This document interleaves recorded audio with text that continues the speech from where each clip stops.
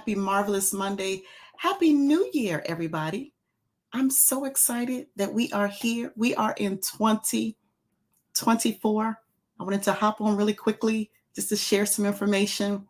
I received some emails today pertaining to the subject matter that I'm going to cover, managing Section 8 tenants in 2024. Listen, before I get into it, let me just say again, thank you for tuning in. If this is your first time watching me live or watching the replay, welcome to my channel.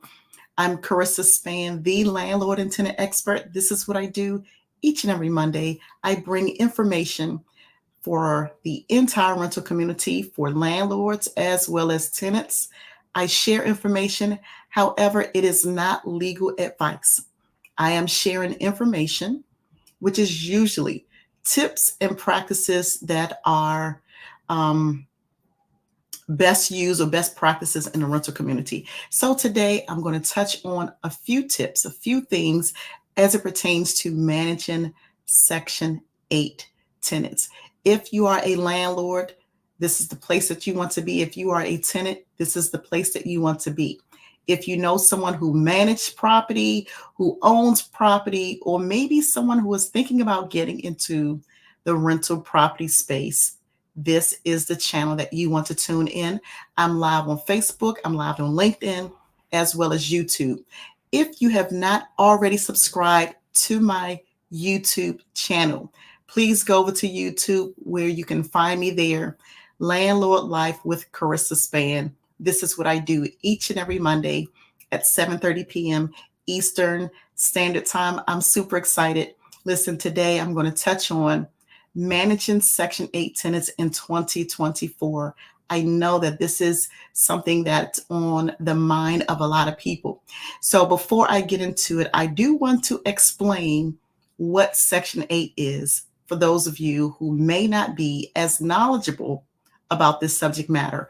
So the Section 8 program, formerly called Section 8, the Housing Choice Voucher Program, it is a federally funded program, which means that the federal government provides aid, it provides funding and resources for state and local agencies to help pay for tenants' rent.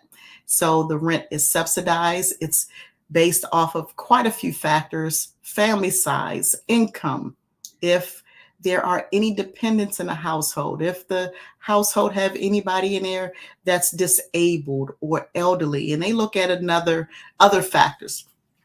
But ultimately, the government subsidizes the rent, meaning that the government will pay landlords rent on behalf of that tenant because they want to maintain affordable housing.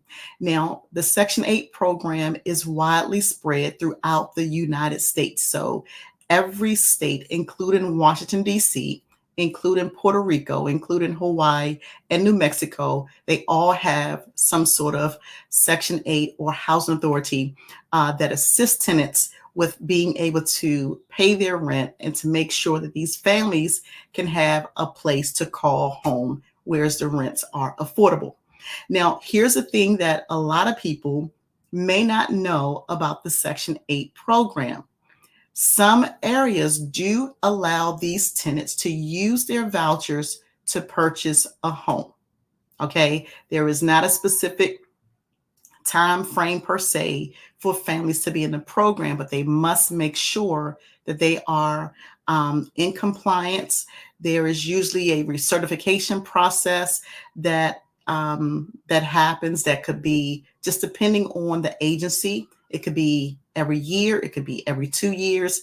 It just depends on the agency, the policies that are in place to make sure that these families are still eligible and for them to remain in the program.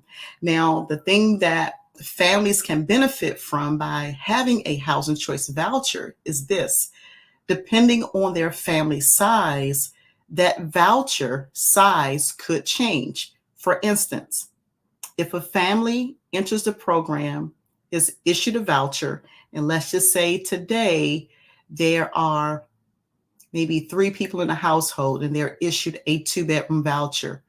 Well, over time, maybe this family increases, maybe the mom, the parents have kids, right? Or the children or the kids have children, right? And so that will warrant a larger voucher size, meaning that they'll get a larger voucher size.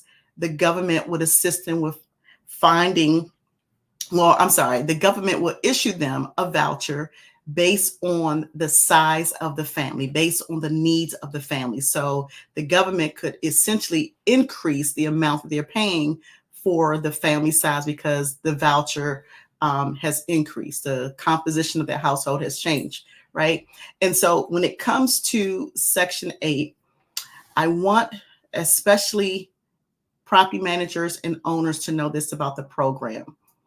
I have received quite a few calls and emails and text messages with tons of questions about managing Section 8 tenants. So when it comes to Section 8 tenants, they're no different than any other tenant.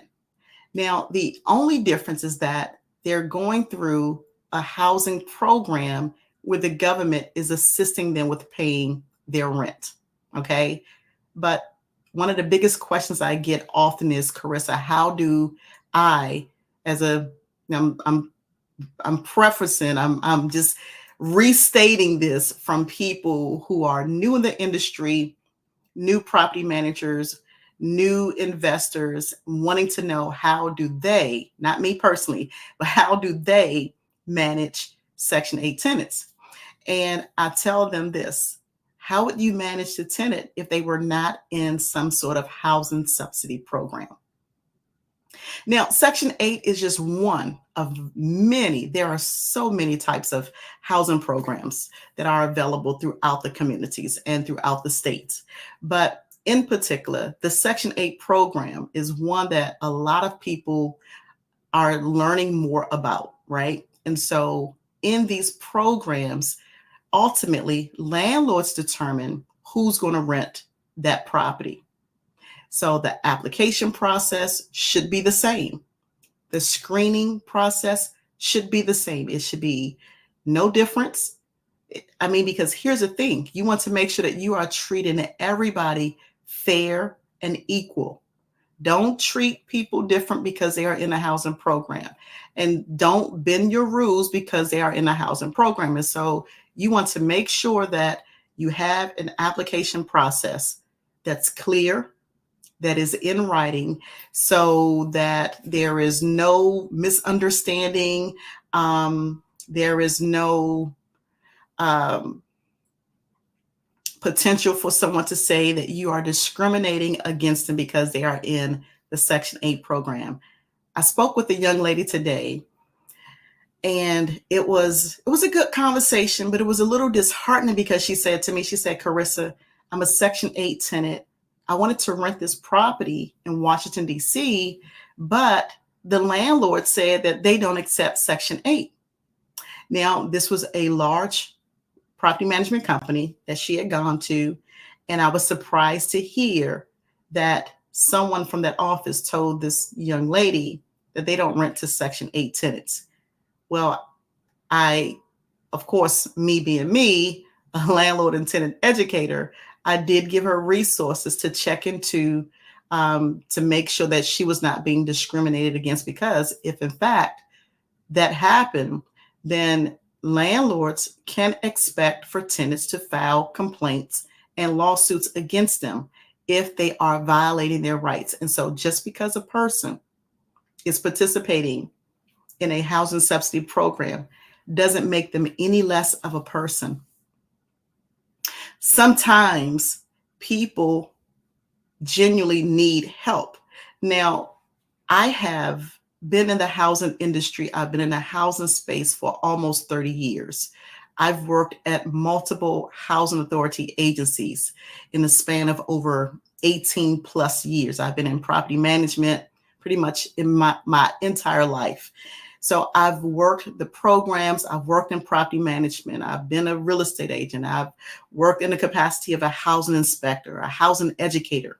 And so I am not really surprised by the things that I hear, although I don't know, maybe I'm just in awe because things are still happening in rental communities that are not supposed to happen. And this is why I do these lives each and every week. It costs you nothing but your time to show up and to get information and to learn the ins and the outs about managing property, managing your tenants, managing systems that you should have as a property owner, as a property manager. And if you're a tenant, to learn what your rights are. But now here's the thing. Here is what I want tenants to know and understand, that when you are out looking for rental property, people will make a judgment based off of first impressions. And so here is one way that some housing providers have discriminated. So I'm going to use this scenario because I want to paint the picture. I want to just walk this out. But as a housing provider, when I was conducting open houses, like if I'm trying to rent a property, there were times where maybe it was a single family home, right? I would do an open house on a weekend because I wanted the entire family to come out. I wanted to see if it was a 4-bedroom house or a 5-bedroom house. Usually there are going to be children in the household, right?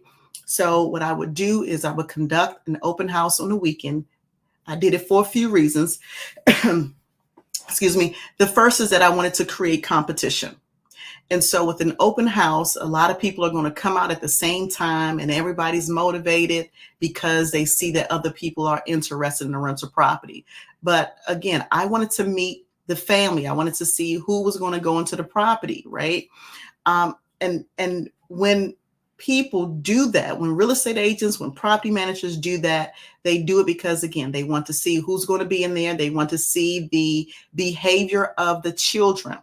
Okay. And so I had this one family who came and I had my team there. I couldn't stay, but I set it up. I made sure my team was in place. We had refreshments. We had cookies. We had, let me just say, we had chocolate chip cookies. That was a mistake. So we had chocolate chip cookies. We had refreshments. We had chips. It was in the wintertime, so we had some hot cocoa, right? And so my team, they contacted me about maybe 45 minutes into this open house. And I can hear the panic. I can hear the concern in one of my young ladies' voices. And she said, Carissa, she's screaming, Carissa, they got chocolate chip all over the walls. They just painted this house. This is a newly renovated house. And so I had to walk them through the process like, okay, calm down. It's okay. Unfortunately, the walls have to be painted again. But that was a big learning process. I learned to not provide chocolate chip cookies, but nonetheless, I always want to see the behavior of the children in particular who's going to occupy the rental property. Okay. And so a lot of landlords are now looking at the same thing. So although I'm not in that specific space in my career, I do know that landlords and property managers are using careful and tactic ways to discriminate. And it's their choice, right? And so if, for instance, you are a tenant, because I want to speak directly to tenants, but I wanted to paint that picture from a property management perspective, things that people look for, right? So when it comes to the behavior of children, every property owner, every investor, every person who owns rental property, they always want and are looking for the best qualified tenant to rent the place. It doesn't matter per se if it's male or female, if it's young or old, if you have children or not, right? But what they do look for is the behavior. Who's going to be the best fit?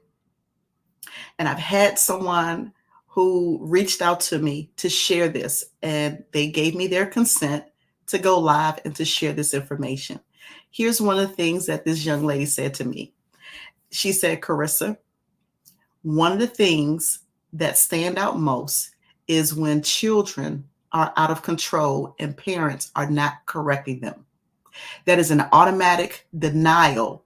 They will continue to rent. They will continue to look for other people who are interested in renting that property. Here's what I want you to know. If you are a tenant, if you know someone who is a tenant and you're going to these rental properties, please put on your best attire. Please look presentable. Please look decent, right? People will make a judgment based off of what they see.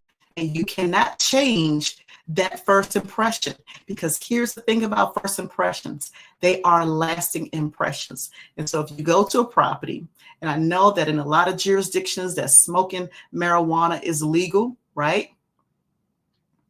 But let me just say this. If you come across a housing provider and they don't care for marijuana, they may not rent to you. And here's the thing, they may not tell you that they're not going to rent to you because you came when you showed up smelling like weed, right? And so please be careful as a tenant. I see your comments coming in. I'm going to come to your comments shortly. If you are a tenant, please make sure that you're mindful of your appearance. Number two, please make sure that you show up on time for appointments. A lot of housing providers are looking at a number of things. And so these tips, if you just listen to these tips as a tenant, I promise that it may help you. They're looking at behavior. They're looking at appearance. They're looking at whether or not you're showing up on time. They're looking at your attitude. Are you pleasant, right? And if, for instance, and I know, ladies, that sometimes you want your boyfriend, your man, your girlfriend, your partner, your significant other, your boo thing, your spouse to show up with you. Sometimes the landlord, they're also looking at who's coming with you. They're looking at how they look.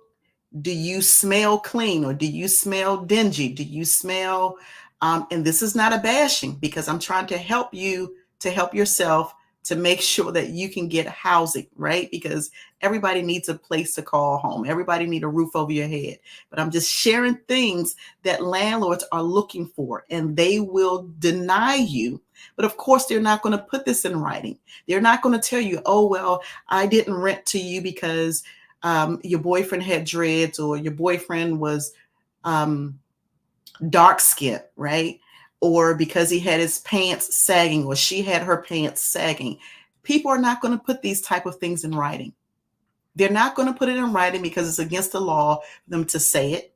It's definitely against the law. They, especially if they put it in writing, right? And so please be mindful of these things. These are just some tips to help you if you are a tenant. And so landlords are asking how to manage tenants in the Section 8 program in 2024. You manage them the same way you would manage tenants who are not participating in any type of housing program. All right, so let me pause. Let me come to my comment section. I want to acknowledge some people who are here. Hello, Lynette. Thank you for tuning in from North Carolina. Thank you for checking in. I appreciate you, sis. Happy New Year. All right. Hello, Ms. Barner. Hi there. Question: if you are on Section 8 and just say that you want to stay where you are at already, can a landlord refuse to renew your lease for another year? That is a great question. So it just depends on the jurisdiction. In some areas, landlords cannot renew. They have a choice to not renew the lease, right? But in other areas, it's just not an option. So for instance, in Washington, D.C., when that initial lease term is up, it automatically roll over to month. So in a situation like that, where the lease is perpetual, the landlord cannot say, oh, well, I don't want to rent because the year is up, you're in Section 8, and I'm just done with it, right? There has to be, this is only for DC. Now, I don't know the area, Ms. Barner, but for instance, in Washington, D.C., there are strict and specific requirements. There are only, I think in D.C., there may be 7. I might be off with that number because they changed it recently. might be 7, somewhere around that range, reasons that a landlord can terminate the lease. Okay, so you said in Richmond. So what I can do is I can check Richmond law and let you know. So I know that DC is pro tenant, but not like Richmond. So if you can do me a favor, Miss Bonner, I'm going to give you my email address. Let me just look up Richmond law for you. I don't have time to go into that right now.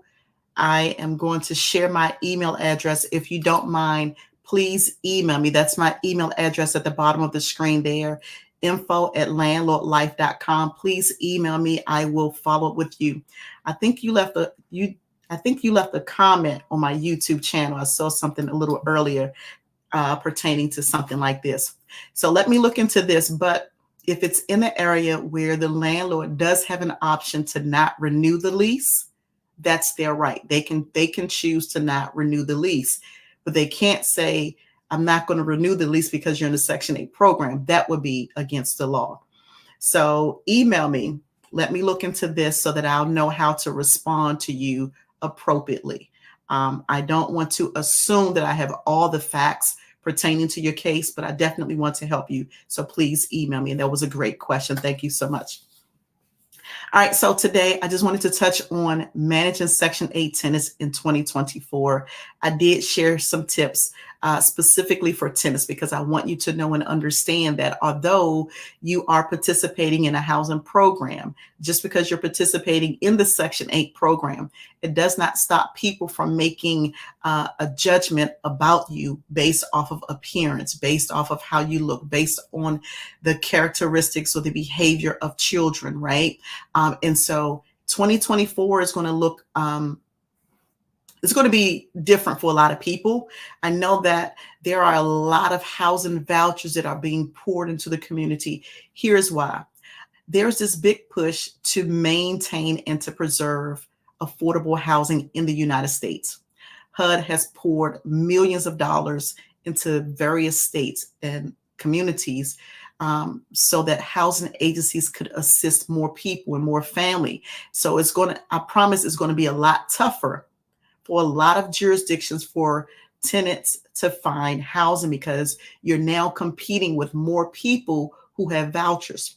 So think of it like this. You see all these bricks on the wall behind me, right? So let's just say that each one of these bricks represents a household of vouchers. And so when you have a lot of people in the same area that's trying to rent, it creates this competition and it makes it that much harder to find a place because you have all these people who are looking for housing at the same time. Now, here's the thing. Although more housing resources are coming into the community, it doesn't mean per se, just depending on the area, it doesn't mean that you're going to see more housing or housing stock or apartments and houses being added. And so that's going to be a big push for 2024 to make sure that you're able to find the housing that you desire in communities that you're looking for with the amenities that you need at the price that's right. So there are so many variables to consider when you are participating as a tenant, when you are participating in the Housing Choice Voucher Program, in the Section 8 program. And so as a landlord, please, again, make sure that you have a clear, streamlined application process. You should have a checklist. You should automatically be able to share what that is when prospects are inquiring about your rental property. And then also as a housing provider, I'm just going to put this out there. Please make sure that you are fair and you're treating everybody fair. You don't have to treat everybody the same. Here's why I say that. Because fair housing laws requires that you treat everybody equal, but not necessarily the same, meaning that although you cannot discriminate, some things and some people you have to treat, you have to do things a little bit differently if they are, for instance, disabled, right? And so it may require that you understand what the laws are, which I think the best way for me to say this is take a class, take a course, become familiar with the laws, because what you don't know can or will hurt you. I shared last year several times that we were going to see a lot of lawsuits filed against landlords by tenants. And in fact, it did happen. A lot of lawsuits are going to continue to pop up because tenants recognize that they do have rights. Okay. And there are laws in place to protect tenants. And just because landlords may not be as knowledgeable about the law doesn't prevent a lawsuit or claim being filed against you. So please stay abreast of the laws. Please make sure that you tune into my channel each and every week. I'm sharing information that costs you nothing but your time. All right. So I do hope that this was helpful. Hello, Kimberly. Thank you so much. Oh, Kim, that's a good point. You said, and the waiting list is longer. Absolutely. Listen, it's taking longer to get housing.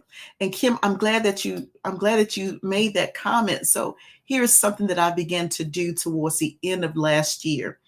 I'll be sharing more about it in the upcoming week. And so one of the things that I have started to do was conduct workshops showing people how to find and apply for Section 8.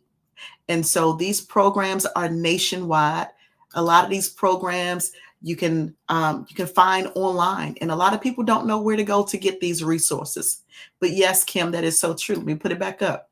The waiting list is longer, and here is the downfall of the long waiting list. It takes a longer period of time for people to get housing because more and more people are applying, right?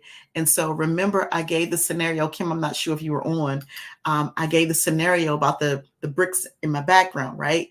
If you have a lot of people in the same area that's looking for housing and you have limited resources, it's going to take a long time for people to get the housing that they are looking for. But if that's you, if you're looking for housing, if you are on a waiting list, just be patient. But here's the thing. You can always apply for multiple programs. And whatever list your name comes up on first, that's the one that you go with. So you don't have to wait 20, 30 years for your name to come up on the list. I know personally, I know people who have applied for housing and their names have been on the list for years. Okay. True story. Some people have been waiting 5, 10, 15, 20, 25, 30 years for their name to come up on the list. And unfortunately, if you don't know where to find these resources, then you're like a sitting duck just waiting for that opportunity to be afforded to you to obtain rental housing through the Housing Choice Voucher Program, through the Section 8 program. All right. And so I'm going to share more information because I'm going to have another workshop that's coming up within the next couple of weeks. So maybe I'll come back and do a live. But for individuals who are interested, please email me if you know someone interested in the workshop. It is absolutely free. It costs nothing but your time.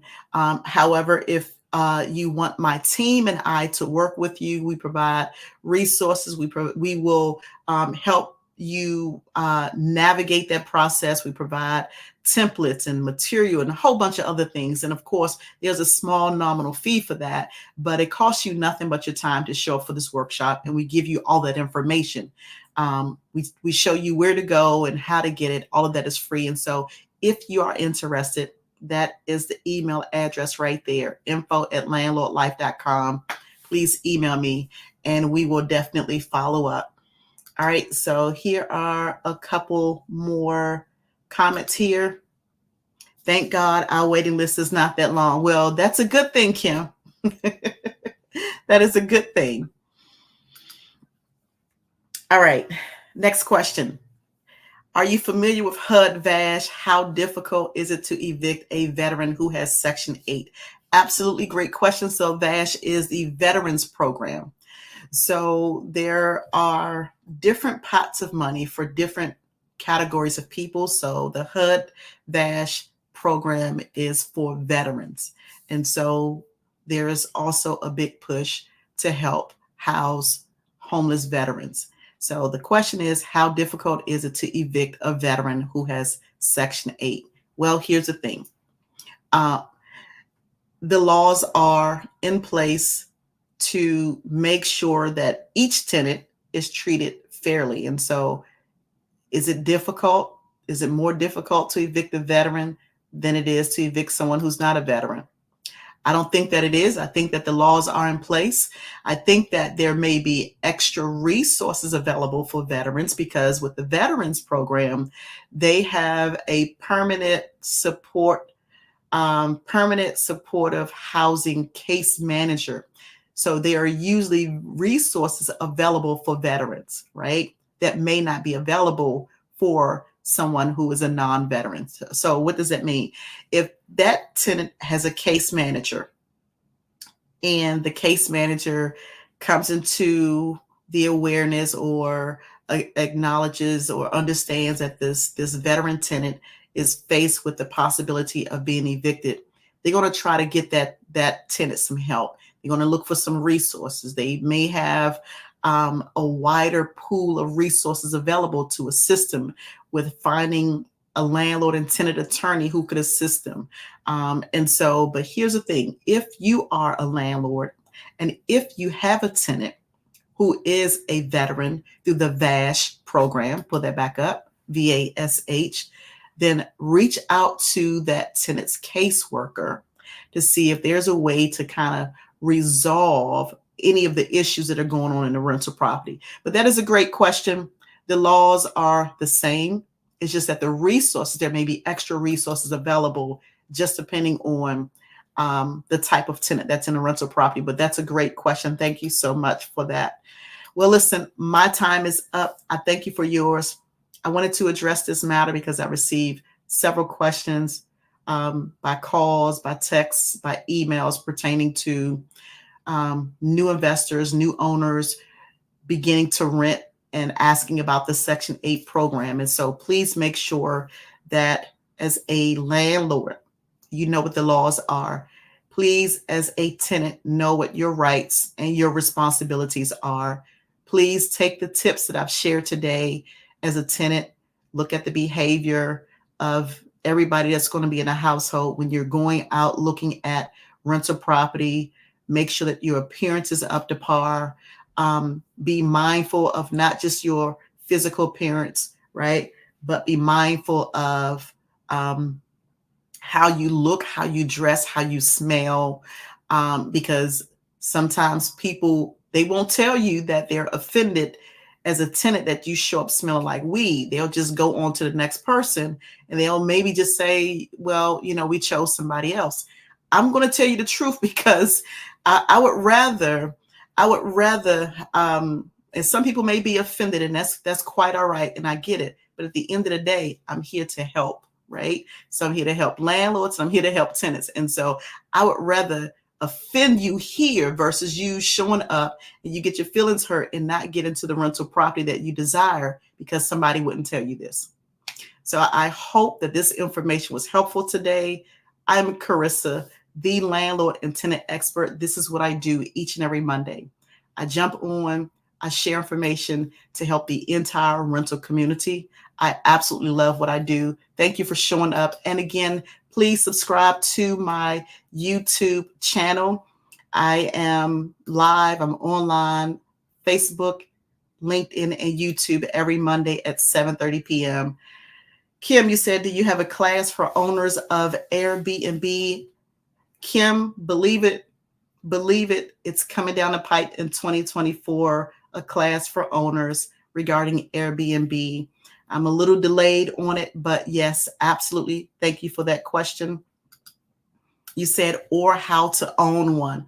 Absolutely. And I'm also going to bring in an expert who has been in the Airbnb space for an extended period of time. So that's a great question. You're on topic and you're on point. And again, guys, I'm Carissa. My time is up. I thank you for yours. I look forward to seeing you next Monday right here, 7:30 p.m. Eastern Standard Time. Listen, it is a new year. It's a new year. It's a new you. Do something amazing this year. Operate outside of the box this year. Go someplace you've never gone. Do something that you've never done. Listen, tomorrow is not promised. Take hold of today and maximize it. All right? Is that good? Is that good or good? All right, guys. Thank you so much for tuning in. And I look forward to seeing you all next week right here. Same time, same channel, same station. And again, please make sure that you subscribe to that YouTube channel. I'm Carissa. I'm out.